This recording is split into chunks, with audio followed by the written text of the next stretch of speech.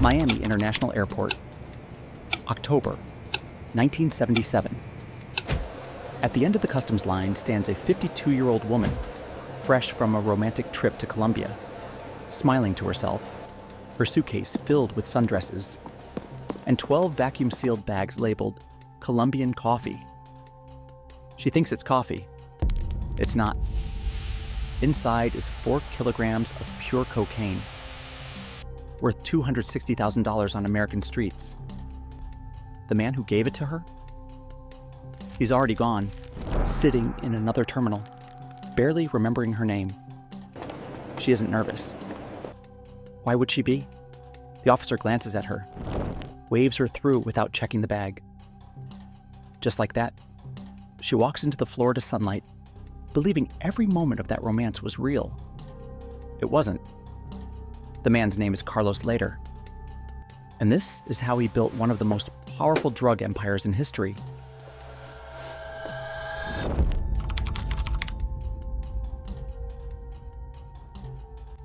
Carlos Enrique Lehder Rivas was born in 1949 in Armenia, Colombia, to a German engineer father and a Colombian mother. He grew up between two worlds, never fully belonging to either. His mother's family gave him roots in South America. His father's blood gave him a German discipline, a coldness, a patience that most men in his world never developed. When he was a teenager, his family relocated to the United States. He grew up in Michigan and New York, learning English, learning American culture, learning how money moved, and how people wanted things they couldn't easily get. By his early 20s, he was nobody. Washing dishes in Queens, living in a basement apartment, watching men in suits step out of cars he would never afford. He was not content with that. He was never content with that. But being discontent and knowing what to do about it are two completely different problems. The answer came in a federal correctional institution in Danbury, Connecticut. 1974. Carlos Lehder was 24 years old and serving time for car theft and marijuana trafficking. He shared a cell with a man named George Jung.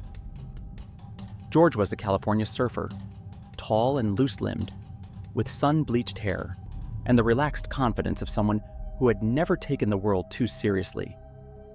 He was also, underneath that easy smile, an extremely capable criminal. He had been moving marijuana from Mexico into California for years, using small planes, flying low and fast across desert air corridors where radar coverage was thin. He knew pilots. He knew landing strips. He knew how to move weight across borders quietly. But George had a problem. Mexican suppliers were unreliable. They stole product. They talked to the wrong people. They were careless in ways that eventually got everyone arrested. George had the infrastructure, but not the right source. Carlos had the source. His mother's family in Colombia had connections reaching into the agricultural supply chains of the Medellín region, where a new industry was growing faster than anything the continent had seen since the silver mines of the colonial era. Cocaine. Not the small-scale paste being processed in jungle shacks, but professional product. Moving through networks that were becoming increasingly organized, increasingly efficient, and increasingly wealthy. In their cell at Danbury, in the hours after lights out, these two men built an empire on paper. Carlos asked one night, quietly, whether George had ever moved cocaine instead of marijuana. George said no. Carlos pulled out a piece of paper and wrote down numbers. Buy marijuana for $500 per kilogram. Sell it for $1,000. Profit, $500. Now cocaine. Buy for $5,000 per kilogram. Sell for $65,000 in Miami. Profit, $60,000. Same plane. Same pilot. Same fuel. Same risk. 120 times more money. George stared at the numbers for a long time without speaking. The problem they identified immediately was geography. Colombia was too far from Florida for a small aircraft to make the journey in a single flight. They needed a refueling point, somewhere between the South American coast and the American mainland. Somewhere with a flat stretch of land long enough for a plane to land, refuel, and disappear before anyone noticed. Somewhere they could control completely. They spread maps across the cell floor during recreation hours. They calculated distances and fuel ranges and approach corridors. The Bahamas sat almost perfectly between Colombia and Florida, a chain of 700 islands, most of them uninhabited, stretching across shallow turquoise water, governed by a small nation with limited resources, and officials who, according to what Carlos had heard, were not entirely opposed to supplementing their government salaries with private arrangements. "We need an island," Carlos said. And for 18 months inside Danbury Federal Correctional Institution, they planned exactly how to get one.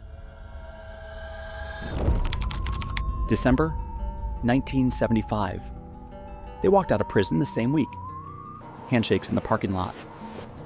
George was grinning, talking about paradise, talking about building something together, equal partners, brothers in business.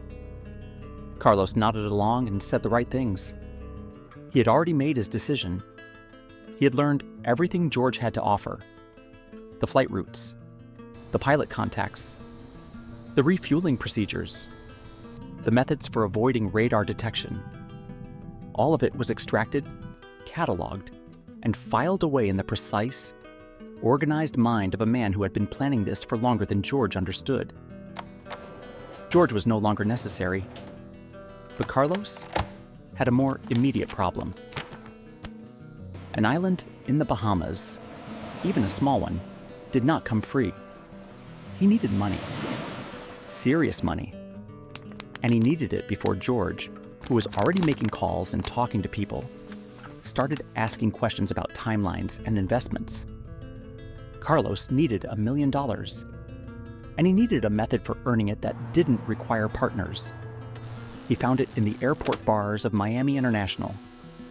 The operation was simple, dark, and devastatingly effective. Carlos began frequenting the bars in the international terminal, particularly in the late afternoon hours when travelers were finishing Caribbean vacations and killing time before evening flights home. He was looking for a very specific type of person. American women, traveling alone, somewhere between 40 and 55 years old. A wedding ring worn out of habit rather than happiness. Expensive luggage that indicated comfort, but eyes that indicated loneliness. Women who had extended their vacations by themselves because going home meant returning to an empty house or a quiet marriage or a life that had somehow gotten smaller than they had planned. Carlos was 30 years old, dark-haired, European in manner, with an accent that suggested education and a smile that suggested genuine interest. He spoke English, Spanish, and German fluently. He knew how to listen in a way that most men never learned, asking questions and then actually paying attention to the answers, making women feel seen rather than looked at. The approach never varied. He would sit one seat away at the bar, order something modest, wait for eye contact, and then offer the smallest possible opening. A comment about the airport, a question about where she was flying home to.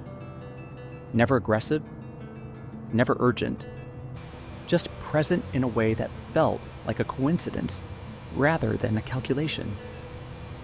Within an hour, he had her phone number. Within a week, she was on a flight to Colombia. He showed her the parts of the country that tourists never reached, private beaches and mountain roads and restaurants where the food was extraordinary and the music went on until 3 a.m. He was attentive and warm and completely focused on her in a way that felt overwhelming after years of being invisible. On the last morning, over breakfast, he would ask the favor, apologetic tone, almost embarrassed to mention it. His cousin in Miami had asked him to send some Colombian coffee, the real kind, not the supermarket version. But he had bought far too much and his own bags were already overweight. Could she possibly take one small bag? Just drop it at an address he would text her. It would mean the world to him. Every single woman said yes. Of course, anything for him. He walked her to the terminal, kissed her goodbye, told her he would call when she landed, and watched her disappear through security with 4 kilograms of cocaine in her luggage. He ran this operation 3 to 4 times per month. Different airports across the Southeast, different women, always the same result. The success rate at customs was approximately 98%. Middle-aged American women returning from vacation simply did not fit the profile that customs officers were trained to prioritize. Carlos understood profiling before the word was widely used in law enforcement contexts. Cost per operation, roughly $2,000. Hotel, flights, dinners, small gifts. Return per operation, $250,000 to $300,000 in cocaine delivered. Over 200 women passed through this pipeline. Some were arrested at customs. They sat in federal detention cells, still writing letters to a Colombian address that no longer existed, still believing that what happened in those 2 weeks was real, still waiting for a man who had already forgotten their faces. Carlos never contacted a single one of them again. Not to warn them. Not to help them. Not for any reason. By late 1977, he had his first $1 million. By 1978, he had $4 million. And the supplier relationships he had been carefully cultivating in Medellín were now producing something that would define the next decade of American drug enforcement history. He had met Jorge Ochoa. He had begun conversations with a rising figure named Pablo Escobar. The infrastructure was in place on both ends. Product in Colombia, distribution in Miami. The only missing piece was the bridge between them. It was time to buy the island.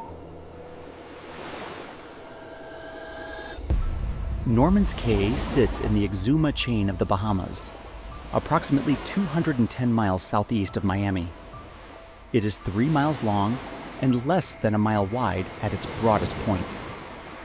When Carlos Lehder first visited it in early 1978, it had a small population of American retirees who had come there for the fishing and the silence and the feeling of being at the edge of the world. It had a grass landing strip barely long enough for a small propeller aircraft, a marina, a few modest houses, and a hotel with a bar where the beer was always cold. Carlos saw something different. He saw the perfect geometry. The island sat almost exactly at the midpoint between the Colombian coast and South Florida. A plane flying north from Santa Marta could reach Norman's Cay on a single tank of fuel. A plane leaving Norman's Cay could reach Miami in under an hour. It was a natural waypoint hidden inside a chain of 700 islands that the Bahamian government lacked the resources to monitor effectively. He established a Bahamian shell company, moved cash through a Nassau trust, and began buying. First, the Beckwith property at the northeastern tip for $190,000 in cash. Then 165 acres on the western and eastern ends for $875,000. Then the hotel, the marina, the fuel depot, the yacht club. Total acquisition cost, approximately $4.5 million, all cash, no mortgages, no financing, no questions. The original residents began to notice changes in the spring of 1979. Construction crews arriving by boat in the middle of the night. The landing strip being extended and resurfaced with proper asphalt, stretched to over 3,000 feet, long enough for twin-engine turboprops carrying serious cargo. Men in camouflage moving around the perimeter at all hours. Doberman dogs patrolling the tree line. A Colombian flag replacing the Bahamian one at the entrance to the main compound.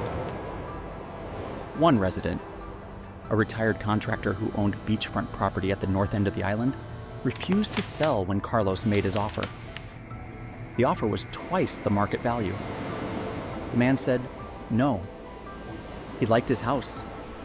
He had built it himself. He was not interested in selling to anyone for any price. One morning, he left for his daily fishing trip and returned in the afternoon to find his 40-foot yacht had been lifted by a crane from the water and dropped directly onto the roof of his house, crushing it completely. He sold the property the following day and left the island within 48 hours. He never returned. By mid-1979, the transformation was complete. Planes from Colombia arrived almost every night, loaded with 300 kilograms of cocaine per flight. Carlos took 1 kilogram out of every 4 as his operational cut. That was approximately 75 kilograms per day flowing through his hands. At Miami wholesale prices, that meant roughly $4 million in product moving through Norman's Cay every 24 hours. The Bank of Nova Scotia branch handling his accounts reportedly created special procedures just to process the volume of cash he was depositing.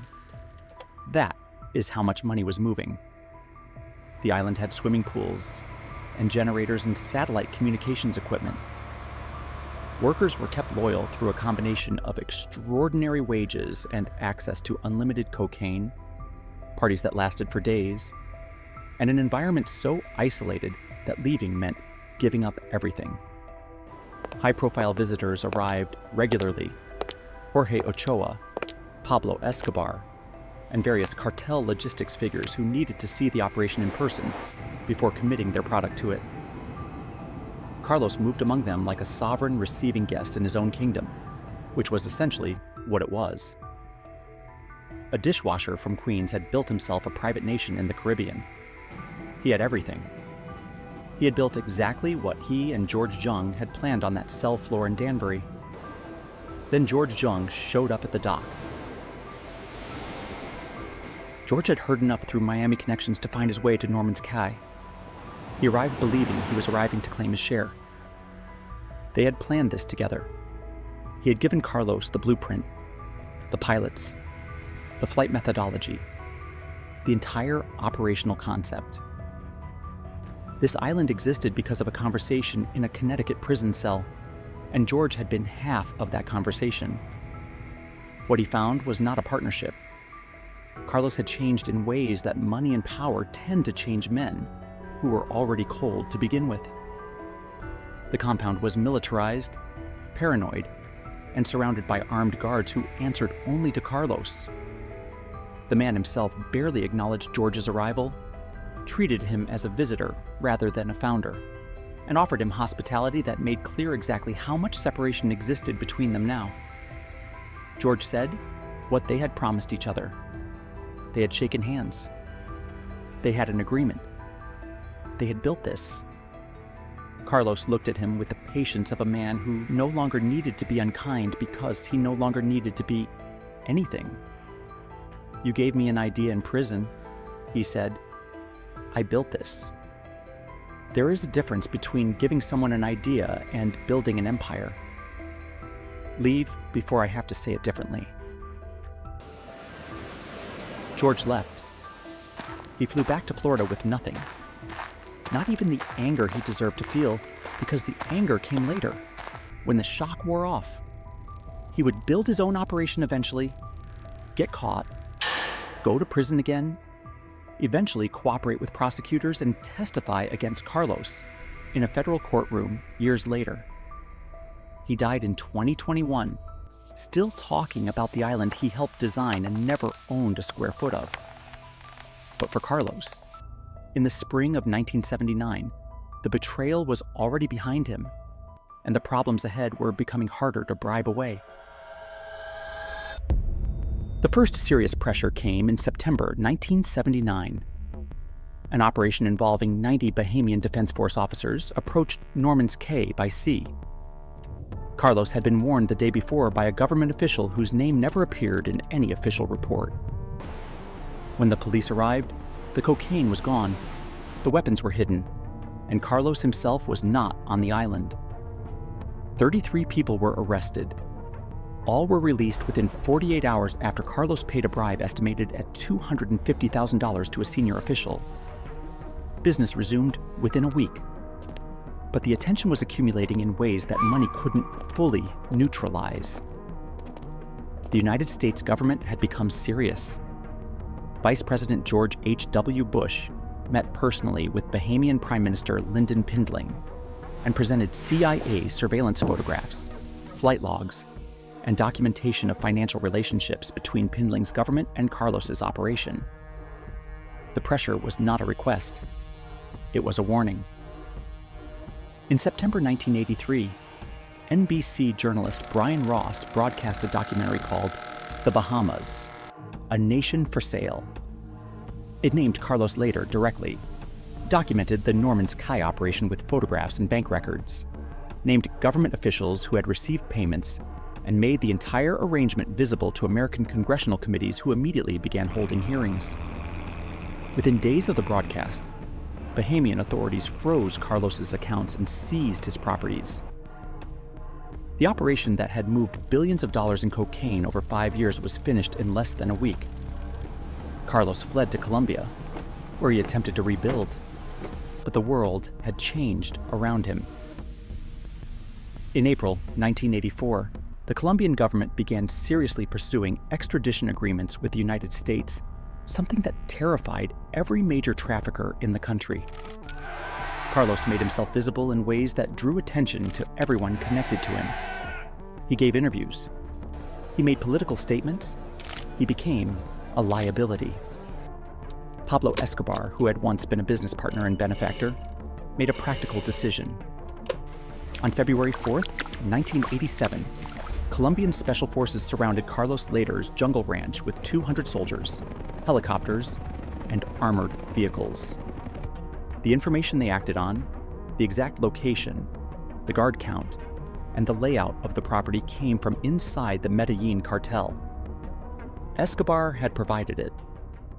Carlos was found in bed, sick, alone, incapable of resistance. The island king, who had once run a private kingdom in the Bahamas, was arrested without a fight, placed on an aircraft within 48 hours, and delivered to the United States government as the first major Colombian cocaine trafficker to be extradited to America. The federal jury in Jacksonville, Florida, took barely 3 days to convict him on all counts. The sentence was life in federal prison plus 135 years.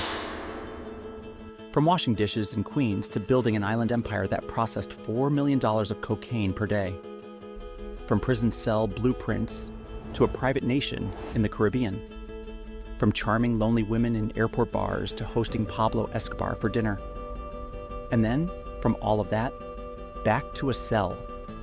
He built his empire on betrayal, on the loneliness of women he manipulated, on the trust of a prison cellmate he discarded, on the corruption of officials who thought they were untouchable. And in the end, the man who betrayed everyone was destroyed by the one betrayal he never planned for, the one he couldn't buy his way out of, the one delivered by the same world he had built. In the drug trade, everyone is a tool, even kings. And tools get discarded when they stop being useful. Carlos Lehder learned that in the most permanent way possible,